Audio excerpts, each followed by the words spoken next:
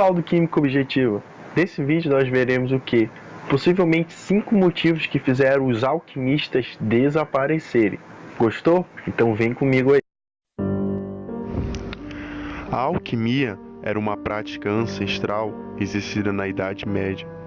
Ela combinava os elementos da física, medicina, misticismo, espiritualidade, arte, química, antropologia, astrologia, filosofia, metalurgia e matemática.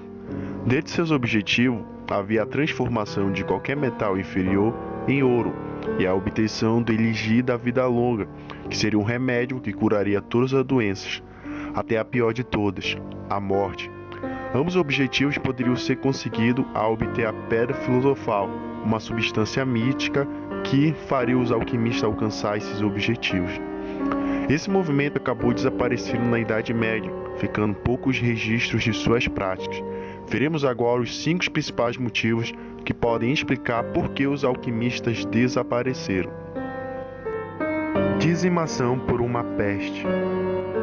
Como exemplo, nós temos a peste negra, ou também chamada de morte negra, que é o nome pelo qual ficou conhecido uma das mais devastadoras pandemias na história humana, resultando na morte de cerca de 75 a 20 milhões de pessoas na Europa e parte da Ásia.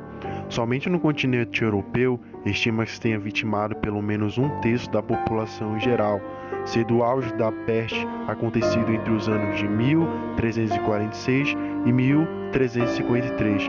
A doença é causada por uma bactéria transmitida ao ser humano através das pulgas dos ratos pretos.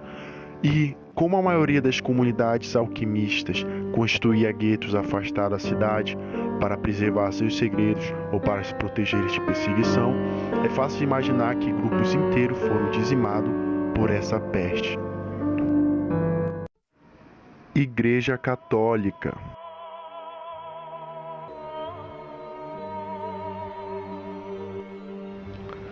A Igreja Católica possui mais de 2.000 anos de história, sendo a mais antiga instituição ainda em funcionamento. Sua história é integrante à história do cristianismo e à história da civilização ocidental, uma igreja que dispensa apresentações.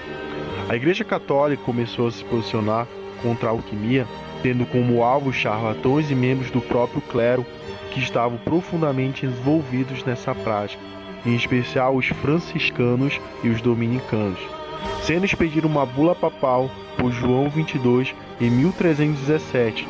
Essa bula dizia o seguinte: os alquimistas nos enganam e prometem o que não podem.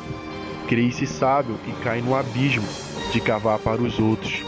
Consideram-se de maneira risível como mestres da alquimia e provam sua ignorância citando sempre escritores mais antigos. E, apesar de não poderem, também eles encaram ainda como possível encontrá-lo no futuro. Se chamam um falso metal de ouro e prata verdadeiro, o fazem como quantidade de palavras que não significam. Sua audácia foi longe, pois por este meio eles punham a falsa moeda e enganam dessa forma os pobres. Ordenamos que todos esses homens deixem para sempre o mais, assim como aqueles que mandam produzir para si o ouro e a prata, ou que estão concluídos com os enganadores para lhe pagar este puro. E nós que, para punir, se dê aos pobres o seu ouro verdadeiro. Os que produzem o falso ouro e a prata são sem honra. Se os meios dos que infringem a lei não permitem pagar esta multa, tal punição será mudada em outra.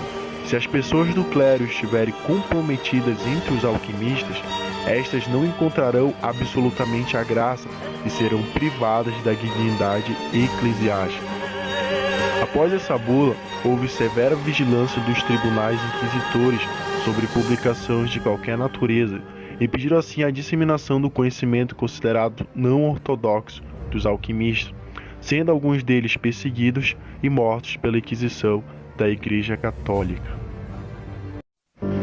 Destruição pela descoberta. Como os alquimistas acreditavam que seria possível transformar metais inferiores em ouro, a chamada transmutação, e que isso seria possível por meio da pedra filosofal, os seus laboratórios eram escuros e bagunçados, nada parecido com o laboratório atual de química. No meio dessa zona, os alquimistas eram pessoas comuns que manipulavam os ingredientes minerais e vegetais a fim de produzir o ouro. Devemos recordar que o mercúrio estava muito presente nas tentativas de transmutação e o envenenamento por esse metal não pode ser destacado. Se aceitarmos a possibilidade de civilizações que conheceram a energia nuclear, é muito fácil aceitar que uma má aplicação as pudesse ter destruído. Recordemos apenas 2 exemplos. Marie Curie teve revelado, com o exame de sua medula, o verdadeiro responsável por sua morte, o elemento rádio, que ela descobriu em 1898. Manuel de Abreu, médico brasileiro, inventor do registro radiográfico em filmes de 35 mm, conhecido como abreografia, teve lesões generalizadas nas mãos devido à radiação. Então, muitos alquimistas foram mortos pela busca de uma forma que transformasse metais sem grande valor em ouro. Poder econômico. É muito provável que fortes pressões econômicas tenham retardado e até impedido a divulgação de muitas descobertas dos alquimistas.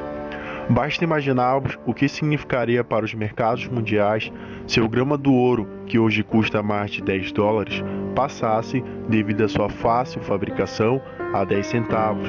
Ou seja, se os alquimistas conseguissem transformar metais sem grande valor em ouro, os grupos que possuem monopólio desse metal iriam ficar em grande prejuízo financeiro, devido ao barateamento do metal. Possivelmente, grupos econômicos exerceram forte pressão para que os alquimistas não alcançassem êxito, fazendo o grupo dos alquimistas serem perseguidos e marginalizados pela sociedade. Inveja e conhecimento.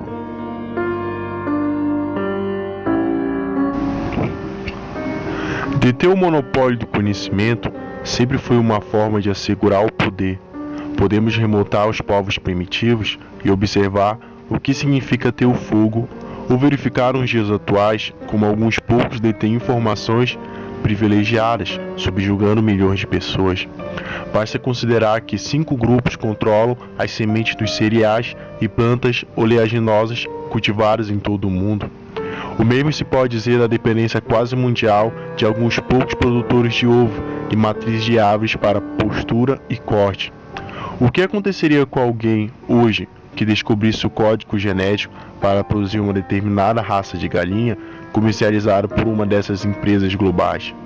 O que poderia ter acontecido a alguém que soubesse fazer transmutações que tornasse o ouro desvalorizado? Hoje, muitas vezes nos perguntamos por que lâminas de barbear oxidam com tanta facilidade? Por que as lâmpadas queimam? Por que os pneus se desgastam tão rapidamente? São problemas que a ciência já resolveu, mas interesses econômicos impedem que as soluções se tornem disponíveis aos consumidores, pois representariam perda de lucros para os fabricantes. Então, se os alquimistas obtiveram êxito em algum dos seus objetivos, isso sem dúvida trouxe invejas e cobiças por várias pessoas que gostariam de deter esse conhecimento dos alquimistas para assim ganhar o poder.